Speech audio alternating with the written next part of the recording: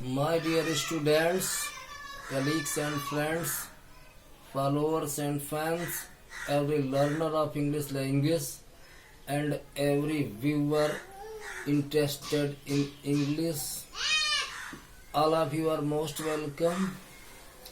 As you know, this is the third part of the chapter passive voice that I am going to teach you. Well, in a way, this is the fifth part of the chapter passive voice, as I have already taught to you extra two periods in my videos.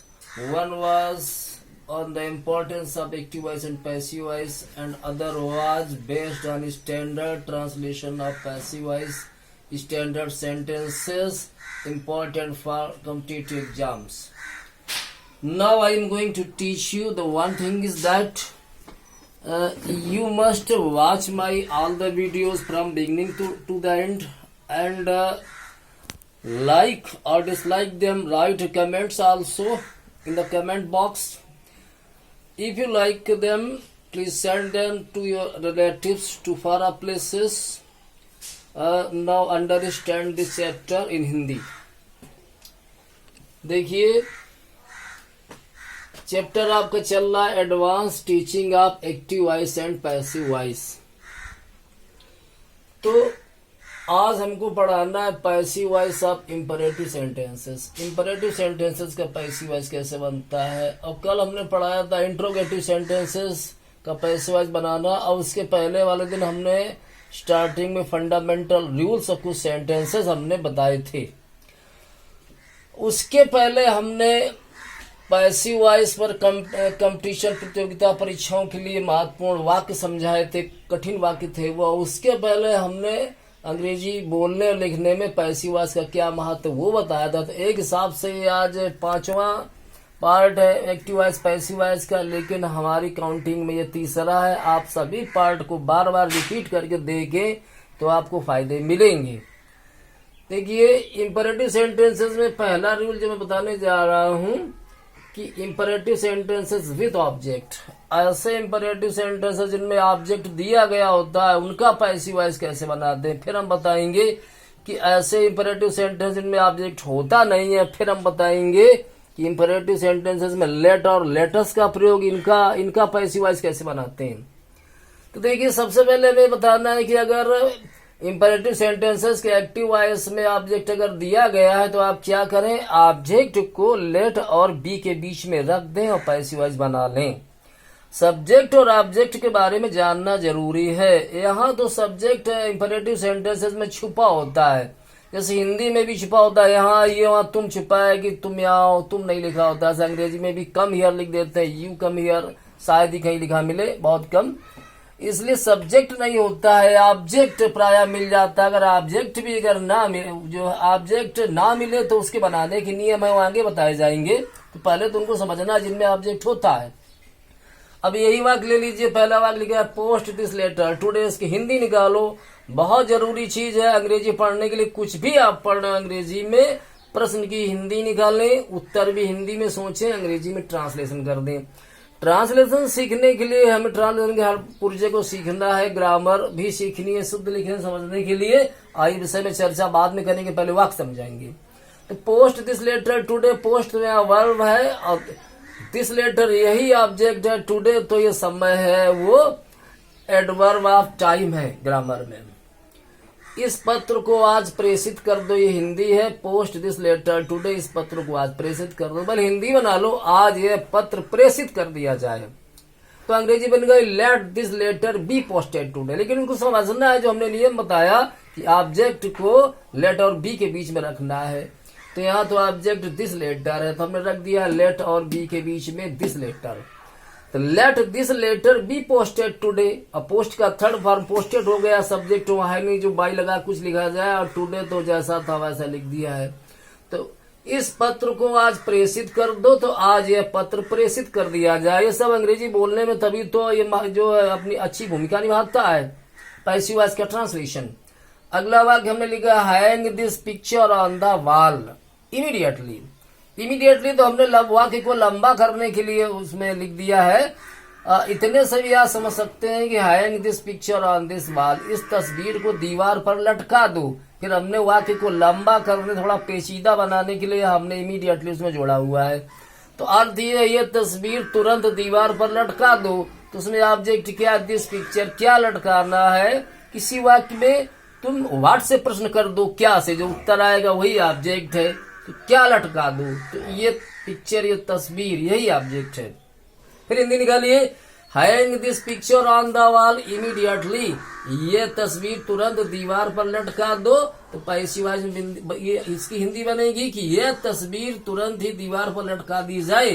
तो let this picture be hung on the wall immediately. तो late और B के बीच में हमने जो object था this picture लिखा हुआ है, और थर्ड फॉर्म हैंग का हंग होता है। आपको ओका बोली भी सुधारनी है। हैंग माने लटकना लटकाना भी होता है, हैंग माने फांसी लटकना फांसी लटकाना, लेकिन उसके फॉर्म सेकंड थर्ड हैंग हो जाते हैं। लेकिन अमूमन कोई चीज टांगी जाए, लटकाई जाए, लटके तो वहां हैंग, सेकंड थर्ड फॉर्म हंग होता है, तो हंग लिखा गया है। तो let this picture be hung on the wall immediately. अगला वाक्य एक्टिव वॉइस में आप समझिए क्या लिखा है कि शट बोथ द डोर्स, दोनों ही दरवाजों को बंद कर दो, and open all the Windows, सारी खिड़कियां खोल दो। तो ये एंड से दो वाक्य जुड़े हैं, ये कंपाउंड सेंटेंस है। शट बोथ द डोर्स, दोनों दरवाजे बंद कर दो, ओपन ऑल द विंडोज, सारी खिड़कियां खोल दो। दो वाक्य एंड कंजंक्शन जो कंपाउंड सेंटेंस का क्यूमुलेटिव कंजंक्शन है, उनसे जुड़ा हुआ। जब आप ट्रांसलेशन में विधिवत पढ़ेंगे तो एक दूसरे के सब कॉम्प्लीमेंट है, पूरक है। ये उधर ट्रांसलेशन के लिए कॉम्प्लीमेंट है, ट्रांसलेशन इसके लिए कॉम्प्लीमेंट है। तो इसमें जो जो ऑब्जेक्ट है, ये दोनों वाक्यों का अलग अलग बना लेंगे, बार बार लेटर नहीं लिखेंगे, और उसको जो ऑब्जेक्ट को लेटर बी के बीच में रख लेंगे, पैसिव वॉइस बना लेंगे। दोनों ही दरवाजे बंद कर दो और सारी खिड़कियां खोल दो। पैसिव वॉइस हिंदी क्या बनेगी, दोनों ही दरवाजे बंद कर दिए जाएं और सारी खिड़कियां खोल दी जाएं। तो let both the doors be shut, दोनों ही दरवाजे बंद कर दिए जाएं, and all the windows be opened, और सारी खिड़कियां खोल दी जाएं। दो बार लेट का प्रयोग नहीं किया है, बी का तो किया गया वर्ब से पहले। तो यहाँ पे बोथ द डोर्स, दोनों ही दरवाजे, इतना ऑब्जेक्ट है पहले वाक्य में। ऑल द विंडोज, सारी खिड़कियां, ये यहाँ पे ऑब्जेक्ट है। बार बार रिपीट करिए, समझिए। वीडियोस को मनोरंजन के हिसाब से भी देखिए और वैसे ज्ञानार्जन के हिसाब से देखिए, क्योंकि ये वीडियोस हल्के में नहीं रहेंगे। इनको ऐसे लोगों के पास में भेजिए जो कंपटीशन की तैयारी कर रहे हो, इंग्लिश में वीक हो, अच्छे हो, कैसे भी हो, जो गार्जियंस अपने बच्चों को इंग्लिश बढ़िया सिखाना चाहते हो, वो जो अंग्रेजी पढ़ चुके हो आज तक सीख न पाए, वो जो टीचर्स इसकी आवश्यकता महसूस करें, वो कोई भी इनको देख सकता है, समझे उन्हें इसमें क्या मिलेगा। अगला वाक्य देखिए, एक्टिव वॉइस में लिखा है paint all the doors of this room green. तो ये वाक्य छोटा भी हो सकता है कि paint all the doors green, तो लंबा कर दिया है all the doors of this room, हमने बढ़ा दिया है इसको। पेंट माने रंगना, पुताई करना, ऑल द डोर्स माने सारे दरवाजे, ऑफ दिस रूम इस कमरे के, ग्रीन माने हरे। इस कमरे के सारे दरवाजों को हरा रंग दो या हरे रंग में पुताई कर दो, ये उसका जो एक्टिव वॉइस है। तो इसमें आप ऑब्जेक्ट क्या है कि all the doors of this room, इस कमरे के सारे दरवाजे, इतना ऑब्जेक्ट क्या क्या हरे रंग में पुताई कर दो। तो इस कमरे के सारे दरवाजे, all the doors of this room, इसी को लेट और बी के बीच में रख देंगे। हिंदी क्या बना लेंगे कि इस कमरे के सारे दरवाजे हरे रंग में पोत दिए जाएं। तो let all the doors of this room be painted green. वो ग्रीन थोड़ा छूट गया जो मैं लिखना है, आपका टाइम बर्बाद ना हो इसलिए मैं ये मैटर पहले से यहाँ लिख के तैयार कर देता हूँ, क्योंकि वीडियो भी बहुत लंबा हो जाता है, मैटर कम हो पाता है, इसलिए केवल समझाना रह जाए तो मैं पहले से वहां लिख देता हूँ। तो let all the doors of this room be painted green, इस कमरे के सारे दरवाजे हरे रंग में पोत दिए जाए। अगला एक्टिव वॉइस में लिखा है कि buy this book at any cost without any delay, इस किताब को किसी भी कीमत पर तुरंत या बिना देर किए खरीद लो। विदाउट एनी डिले, बिना किसी देरी के, यानी तुरंत। तो हमने इस वाक्य को जानबूझ के सब लंबे कर रहे हैं, पेचीदा बना रहे हैं कि आप समझे कि कठिन कैसे हो जाते हैं। कोई चीज सरल को कठिन कैसे बना लेते हैं, ऐसे भी कर सकते हैं। बाय दिस बुक, इस किताब को खरीद लो, तो बन जाएगा ये किताब खरीद ली जाए। Let this book be bought, उसमें दिस बुक ऑब्जेक्ट है। अब लंबा कर दिया, किसी कीमत पर, eight any cost, without any delay, वो तो लिख दिया गया कि let this book be bought at any cost without any delay. लेकिन मेन वाक्य क्या है, इस किताब को खरीद लो। तो पैसे वाइज में क्या बन गया, किताब खरीद ली जाए। Let this book be bought, इतना है, बाकी तो जुड़ा हुआ। आप समझिए, सब्जेक्ट और ऑब्जेक्ट को जानना जरूरी है, ट्रांसलेशन सीखना और करना जरूरी है। अगर ट्रांसलेशन सीख लिया जाता है तो अंग्रेजी का कोई भी चैप्टर पढ़ने में, चाहे पैसिव वॉइस, चाहे ट्रांसफॉर्मेशन हो, कुछ भी हो, कुछ भी करना हो, बहुत इजी लगेगा। लेकिन ट्रांसलेशन सीखने में सब नियमों को जानना है। थोड़ा प्रैक्टिस आगे हम पढ़ाएंगे इस चैप्टर के बाद में, और ग्रामर जोड़ लेंगे उसे भी, तो फिर वो शुद्ध होना शुरू हो जाएगा वाक्यों का। अब हमने जो वाक्य लिखे हुए हैं वो इंपरेटिव सेंटेंसेस विदाउट ऑब्जेक्ट, बिना ऑब्जेक्ट वाले। तो इसमें क्या है, अगर ऑब्जेक्ट नहीं है तो कैसे बनाएंगे, तो वही इनडायरेक्ट वाला नियम कि आपको ये करने की सलाह दी जाती है, आपको ये करने के लिए मना किया जाता है, आपको ये आदेश दिया जाता है, आपसे निवेदन किया जाता है, ये जोड़ लेंगे तो यही तो पैसिव वॉइस द्वारा छिपा है कि ऐसा कहा जाता है। तो किसके द्वारा, जैसे आपको सलाह दी जाती है तो किसके द्वारा, मेरे द्वारा, उसके द्वारा, वहां द्वारा जहां पे आरा छुपा हुआ है वही पैसिव वॉइस है। तो इतना जोड़ लेंगे तो पैसिव वॉइस हो जाएगा। चलाइए, प्लीज कम हियर, कृपया यहाँ आइए। इंपरेटिव ऑब्जेक्ट है ही नहीं, हियर तो स्थान है, कम वहां वर्ब है, और प्लीज एक शब्द है, कृपया, कृपया यहाँ आइए, ऑब्जेक्ट नहीं है। तो ये तो निवेदन है, तो इसको ऐसे बना लो, आपसे आने के लिए निवेदन किया जाता है। इसका ट्रांसलेशन कर दो, you are requested to come here, you are requested to come here. तो you are requested passive voice हो गया, आर के बाद में रिक्वेस्टेड थर्ड फॉर्म आया है। आपसे यहाँ आने के लिए निवेदन किया जाता है, किसके द्वारा, किसी के द्वारा छिपा है, द्वारा का सेंस हो जाए वही पैसिव वॉइस है। अगला वाक्य, get out of the room at once, get out of the room at once, get out of the room at once, कमरे से तुरंत बाहर निकल जाइए, तो आदेश है। तो लिख लेंगे, आपको कमरे से तुरंत बाहर निकल जाने का आदेश दिया जाता है। तो यू आर ऑर्डर्ड, आपको आदेश दिया जाता है to get out of the room, कमरे से बाहर निकलने का, एट वंस, तुरंत, आपको तुरंत कमरे से बाहर निकलने का आदेश दिया जाता है। You are ordered, you are requested, वाक्य में पैसिव वॉइस का अंश आ जाना चाहिए, तो पैसिव वॉइस हो जाता है। अगला वाक्य, work hard in order to get through the examination, work hard, कठिन परिश्रम करो, इन ऑर्डर टू माने के लिए, गेट थ्रू माने सफल होना, द एग्जामिनेशन परीक्षा में, गेट थ्रू एक फ्रेजल वर्ब है। सरल अंग्रेजी इसकी सक्सीड माने सफल होना, पास, ये तो हमने थोड़ा टफ करने के लिए गेट थ्रू प्रयोग कर दिया है। Work hard in order to get through the examination, परीक्षा में सफल होने के लिए कठिन परिश्रम करो, सलाह है। ये आदेश तो उन चीजों का था जो मानने पड़ेगा कि उठ जाइए, खड़े हो जाओ, पानी ले आओ, ये आदेश है, लेकिन ये तो सलाह है कि ऐसा करिए तो आपको फायदा मिलेगा। तो हम इससे बना लेंगे, आपको सलाह दी जाती है करने के लिए, कठिन परिश्रम करने की, परीक्षा में पास हो, सफल होने के लिए।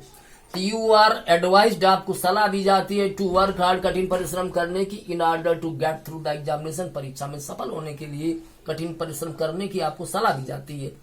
अगला वाक्य हमने लिख दिया, please do sit and have a cup of T, Hindi एक, जरा बैठिए तो सही, एक प्याला चाय तो लीजिए, एक प्याला चाय तो पीजिए, sorry, please do sit and have a cup of T, जरा बैठिए तो सही और एक प्याला चाय तो पीजिए। तो इसमें ट्रांसलेशन को समझना, इंपरेटिव सेंटेंस की जरा का मतलब है कृपया, तो कृपया का मतलब प्लीज, और डू का मतलब डू लगा लेते तो ये आवाज से जरूर में, कृपया जरूर बैठिए, सही का मतलब जरूर बैठिए, प्लीज डू सिट, कृपया जरूर बैठिए मतलब जरा बैठिए तो सही, and have a cup of T, वहां टेक ड्रिंक नहीं लिखा है। बढ़िया अंग्रेजी ट्रांसलेशन में आप जब काफी अंदर समझेंगे तो समझेंगे उसको। तो ये भी निवेदन प्लीज लगा इसलिए आपसे बैठने के लिए और एक प्याला चाय पीने के लिए आग्रह पूर्वक निवेदन किया जाता है। उसमें डू सिट, उसमें थोड़ा दबाव दिया कि नहीं बैठिए ही। तो यू आर रिक्वेस्टेड ऑनेस्टली, आपसे आग्रह पूर्वक निवेदन किया जाता है टू सिट, बैठने के लिए, and have a cup of T, और एक प्याला चाय का पीने के लिए आपसे निवेदन किया जाता है। आइए इधर देखते हैं जो एक्टिव वॉइस में लिखा हुआ है। अगला वाक्य इसमें कि go to the teacher with your book, किताब लेकर के अपने अध्यापक के पास जाइए। लेना का अंग्रेजी टैग नहीं, शॉर्ट प्रीपोजिशन बना दिया विद योर बुक। किताब के साथ जाइए, मतलब किताब लेकर के जाइए, अपनी किताब लेकर के अध्यापक के पास में जाइए। तो जहाँ ये ना समझ में आए कि वो निवेदन है, कि वो सलाह है, कि वो आदेश है, वो क्या है, तो वहां पे आप लिख सकते हैं आपसे कहा जाता है। इस सेंस में यू आर आस्क्ड प्रयोग कर लें। ऐसा आप इनडायरेक्ट पढ़ा करते हैं, तो यू आर आस्क्ड आपसे कहा जाता है to go to the teacher, अध्यापक के पास जाने के लिए विद योर बुक, अपनी किताब के साथ। अपनी किताब लेकर के अध्यापक के पास जाने के लिए आपसे कहा जाता है यू आर आस्क्ड, बाकी वही। फिर लिखा हुआ है do not go there at this untimely hour, short में कर सकते थे डू नॉट गो देयर, वहां मत जाइए, तो उसका बना लेते थे। हमने जोड़ हमेशा वाक्यों को लंबा किया है कि आप घबराए ना, जब बड़े बना ले छोटे बना लेंगे। डू नॉट गो देयर, वहां मत जाओ, एट दिस अनटाइमली आवर, इस असामयिक घड़ी में, असमय में वहां मत जाइए। तो ये सलाह भी है, और सलाह वगैरह अगर आप नहीं करना तो डू नॉट वाली वाक्यों को आप फॉरबिड, मना करना, फॉरबिडन थर्ड फॉर्म, आपको मना किया जाता है करने के लिए। You are forbidden to go there, आपको मना किया जाता है। या यू आर आस्क्ड, आपसे कहा जाता है नॉट टू गो देयर, वहां ना जाने के लिए, एट दिस अनटाइमली आवर, इस असामयिक घड़ी में। जो समझना है कि अगर इनडायरेक्ट पढ़ा है तो अगर तो ज्यादा समझ में आएगा, नहीं पढ़ा तो यहां समझ लीजिएगा। अब ये जो अगले वाक्य लिखने हैं कि imperative sentences with the word let, let शब्द के साथ में जो हम इंपरेटिव सेंटेंस जो एक्टिव वॉइस में लेट आ जाता है उनका कैसे बनाते हैं। तो देखिए यहां उदाहरण से आप समझेंगे। पहला वाक्य लिखा है late me stay here for 2 days, यह मुझे 2 दिन ठहरने दीजिए। लेट मैंने देना, इनके तीनों फॉर्म लेट ही रहते हैं, let let let. Let me stay here for 2 days, यहाँ मुझे 2 दिन ठहरने दीजिए। तो निवेदन है, आप जहाँ इसमें भी वही कर सकते हैं कि you are requested, you are ordered, you are advise, जो भी समझ में आए। और दूसरा तरीका है कि मैं अलाउ से भी बना सकते हैं, आप देखेंगे। तो यू आर रिक्वेस्टेड आपसे निवेदन किया जाता है कि मुझे यहाँ 2 दिन ठहरने देने का, तो to let me stay here for 2 days, you are requested to let me stay here for 2 days, आपसे निवेदन किया जाता है कि आप मुझे यहाँ 2 दिन ठहरने दें। अथवा फिर ऐसे बना लेंगे आई मे बी अलाउड, मुझे अनुमति दी जाए टू स्टे हियर, यहाँ ठहरने की, फॉर 2 days, 2 दिन के लिए। तो मे बी अलाउड पैसिव में आ चुका है, मे का प्रयोग करके बी जोड़ के थर्ड फॉर्म जो है भी पैसिव, दोनों तरीके बनाने के लेट वाले। अगला वाक्य देखिए let the servant go to market to bring vegetables, सब्जियां लाने के लिए नौकर को बाजार जाने दिया जाए या जाने दो। Let the servant go to market, नौकर को बाजार जाने दो, टू ब्रिंग वेजिटेबल, सब्जियां लाने के लिए। तो आपसे कहा जाता है नौकर को जाने देने के लिए बाजार, आदियात सब्जियां लाने के लिए। यू आर आस्क्ड, आपसे कहा जाता है टू लेट द सर्वेंट गो, नौकर को जाने देने के लिए, टू द मार्केट, बाजार। बाकी वो जो टू ब्रिंग वेजिटेबल्स ऐसे बनाएंगे। अथवा नौकर को बाजार जाने की अनुमति दी जाए सब्जियां लाने के लिए, तो द सर्वेंट में बी अलाउड, नौकर को अनुमति दी जाए टू गो टू मार्केट, बाजार जाने की। बाकी डॉट डॉट हमने आगे जोड़ लेना, जैसा यहाँ आप समझेंगे कि मे बी अलाउड से भी वो बना सकते हैं लेट वाले वक्त, और वैसे भी रिक्वेस्टेड, ऑर्डर्ड, एडवाइज्ड वगैरह से बना सकते हैं। अब एक विशेष प्रकार के वाक्य जैसे ही लेट मी गो होम, उसने मुझे घर जाने दिया, ये इतना अगर समझा दें तो पहले इतने समझ लो, जो जोड़ा है वो बाद में जोड़ देंगे। ही लेट मी गो होम, उसने मुझे घर जाने दिया। तो लेट माने देना, हमने बोला तीनों में फॉर्म लेट रहे थे, ये पास्ट इंडेफिनिट सेकंड फॉर्म, उसने मुझे घर जाने दिया प्रेजेंट होता तो ही लेट्स हो जाता, जाने देता है, लेकिन लेट सेकंड फॉर्म है वहां पे। उसने मुझे घर जाने दिया तो बना लेंगे मैं घर जाने दिया गया, I was let go home, लेकिन टू नहीं लगेगा। आपको समझना है ये जो कुछ वर्ब है, बिड है, लेट है, मेक है, ये जो दिन के बाद में कहाँ टू लगता है, तो लेट वहां अपवाद है। वो जो अभी इस पैसिव वॉइस में हम वो पढ़ाएंगे, तमाम हिंट्स जो है इंपॉर्टेंट, मोस्ट इंपॉर्टेंट, ये पैसिव वॉइस जो पढ़ा रहा हूं हर प्रकार के व्यक्ति के लिए इंपॉर्टेंट है। आप लास्ट शुरू से लास्ट तक जितना हमने पढ़ाया है अपने इन वीडियोस में पैसिव वॉइस के बारे में, आप सारे देखिए, समझ में आएगा किसके लिए कितना महत्वपूर्ण है। तो I was let go home, मुझे घर जाने दिया गया। अब बाई उसके द्वारा, ही लेट मी गो होम, उसने मुझे घर जाने दिया गया, मैं उसके द्वारा घर जाने दिया गया। I was let go home by him. आगे हमने क्या जोड़ा था, after I had finished the work, जब मैं काम समाप्त कर चुका था। तो काम समाप्त करने के बाद उसने मुझे घर जाने दिया। तो काम समाप्त करने के बाद उसके द्वारा मैं घर जाने दिया गया। वो तो शुरू में पास्ट इंडेफिनिट आफ्टर के बाद में पास्ट परफेक्ट लंबा कर दिया था, तो थोड़ा वो सरल कर हमने इतना समझाया, वो जुड़वा दिया है। अब देखिए लेट वाले वाक्य बताए थे। अब लेटस में क्या कर देते हैं, लेटस में तो एक प्रस्ताव होता है, लेटस को आइए चलते हैं, लेटस प्ले कैरम, आइए कैरम खेलते हैं, वो प्रस्ताव है कि ऐसा करना चाहिए, वहां पे है छुपा हुआ अर्थ, तो शुड से बनाएंगे उनको हम पैसिव वॉइस में। तो एग्जाम्पल देखिए, लेट अस वॉच टीवी, आइए टीवी देखते हैं, तो उसका बना लिया कि टीवी देखा जाए, हम लोग हमारे द्वारा टीवी देखा जाना चाहिए, तो हमारे द्वारा लिखो, शान लिखो, उतना काफी कि टीवी देखा जाना चाहिए, the TV should be watched, इतना काफी है। ऐसे ये हुआ कि let us go to cinema in the evening, आइए शाम को सिनेमा चलते हैं। तो यहाँ पे हमने ऐसे बना लिया है कि प्रस्ताव किया जाता है हम लोगों से सिनेमा जाने का, तो वी आर प्रपोज्ड, हम लोगों से प्रस्ताव किया जाता है to go to cinema, cinema जाने के लिए, इन द इवनिंग, शाम को। तो ये जितना हम पढ़ाते चल रहे हैं उन वाक्यों को, उन वीडियोस को आप बार बार रिपीट करके पढ़ने वाले पढ़े और समझें और उनको सेंड फॉरवर्ड करें। अगर सब्सक्राइब करना चाहें तो कर लें, क्योंकि वेरी इंपॉर्टेंट से भी चलता रहेगा। जब ये चैप्टर पैसिव वॉइस का खत्म होगा तो जितने वीडियोस हमने पैसिव वॉइस बनाए हैं उनको आप मार्क करिए कि कितने वैल्यूएबल हैं, और भी देखिएगा जो आपको उसमें देखने को मिलते हैं उनसे इनमें क्या फर्क है, क्या आपको फायदे मिलते हैं।